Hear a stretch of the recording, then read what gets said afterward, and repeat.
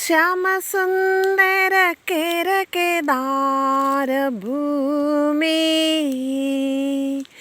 ജനജീവിത ഫലധാന്യ സമ്പന്ന ഭൂമി. ഇത് ശ്യാമസുന്ദര കേരകേദാരഭൂമി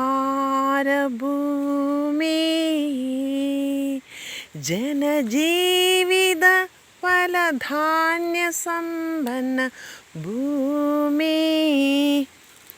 ഹായ് പ്രിയരെ, ഇതാണ് തിരുവനന്തപുരം ജില്ലയിലെ നാവായിക്കുളം എന്നയിടത്തെ പറകുന്ന് എന്ന് പറയുന്ന കൊച്ചു ഗ്രാമത്തിലെ കുഞ്ഞു കാഴ്ചകൾ.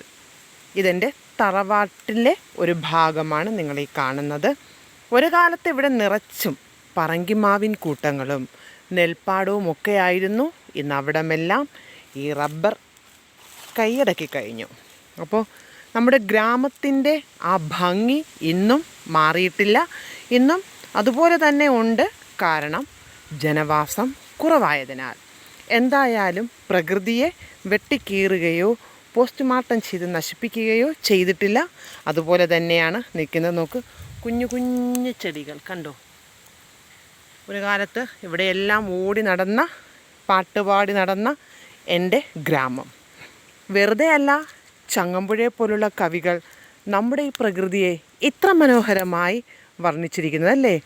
മലരേണിക്കാടുകൾ തിങ്ങി വിങ്ങി മരതക കാന്തിയിൽ മുങ്ങി മുങ്ങി. ഇതൊക്കെ കണ്ടിട്ടായിരിക്കാം രമണനോട് ചന്ദ്രിക പറഞ്ഞത് ഞാനും ആ കാനനത്തിലേക്ക് വരട്ടെ എന്ന്. അപ്പോൾ രമണൻ എന്താണ് പറഞ്ഞത്?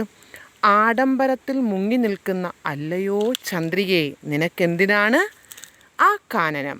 അപ്പോഴും ചന്ദ്രിക മറുപടി പറയുന്നു, ഈ മണിമേടയിൽ എൻ്റെ ഈ വിപുലമായൊക്കെ ശരിയാണ്, പക്ഷേ എൻ്റെ പ്രേമ സമുദ്രമൊന്നും ഒതുങ്ങുകയില്ല. നമുക്ക് പ്രകൃതിയുടെ മനോഹരമായ രമ്യഹർമ്മ്യമായ ആ പ്രകൃതിയുടെ മടിത്തട്ടിൽ പോയിരുന്ന് കുറച്ച് നർമ്മസല്ലാപങ്ങൾ ചൊല്ലാമെന്ന്, അല്ലേ? കവികളൊക്കെ അത്ര മനോഹരമാണ്. എനിക്ക് തോന്നുന്നു അന്നത്തേക്കാളിലും ഏറെ മനോഹരമായിട്ടുണ്ട് ഇന്നെൻ്റെ ഗ്രാമം എന്നാണ്. ഇങ്ങനെ എൻ്റെ ഗ്രാമം ഇങ്ങനെ നീണ്ടു പോവുകയാണ്. എനിക്ക് എത്ര കണ്ടാലും മതി വരുന്നില്ല. പക്ഷേ ഇനിയും കുറേ താഴോട്ട് പോയി കഴിഞ്ഞാൽ ഒരു പക്ഷേ പട്ടികളോ പന്നികളോ ഒക്കെ കാണുമായിരിക്കാം. അതുകൊണ്ട് ഞാൻ എൻ്റെ യാത്ര ഇവിടെ അങ്ങ് അവസാനിപ്പിക്കുകയാണ്. എത്ര മനോഹരം എൻ്റെ പ്രകൃതി. അതിൻ്റെ തൊട്ട് താഴെ ഒരു കുഞ്ഞു കുളം കാണുന്നില്ലയോ? അതൊക്കെയാണ് എൻ്റെ മനോഹരമായ ഗ്രാമം. കാനനച്ചായയിലാടുമേക്കാൻ ഞാനും വരട്ടെയോ നിൻ്റെ കൂടെ? പാടില്ല പാടില്ല നമ്മെ നമ്മൾ പാടെ മറന്ന ചെയ്തുകൂടാ.